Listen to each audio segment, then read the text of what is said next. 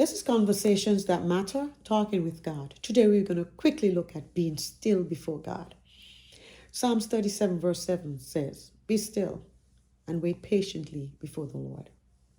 Have you ever felt the need to just stop what you're doing and just be still?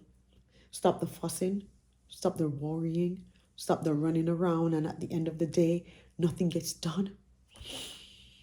Because we become anxious and unsettled, this translates into our rest time, into our sleep time, where when we go to sleep, it says that if you get a full 8 hours sleep, that your brain repairs itself and your body, everything that goes on throughout the day, all the stuff that we put our body through when we lay down to rest, our body repairs. And when we get up in the morning, sometimes some problems that you're dealing with during the day, when you go to bed at night, your brain goes through the whole process, and because you're in a restful state, you get more clarity. So when you get up, sometimes you realize a problem you had yesterday, because you got a good night's rest, you have a different perspective, you have clarity of thought. So it's like sometimes God just wants us to be still and know that He is God. Be still and wait patiently for Him.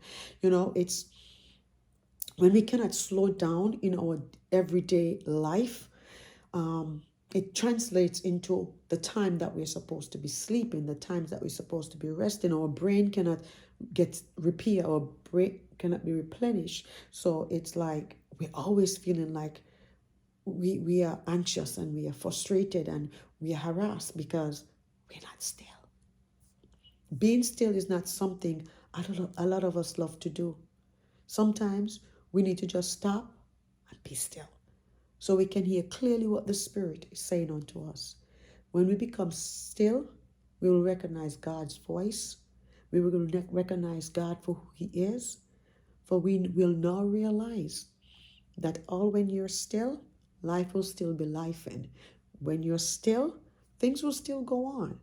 But at that time, you're getting what you need to get, your instructions, your direction, that peace, that refreshing, because you're hearing from God, you're spending time with God, you're blocking out all the noise, because a lot of times the noise is there to help us not hear and to understand what is going on, what God would have us to do. So we need to take time out to be still.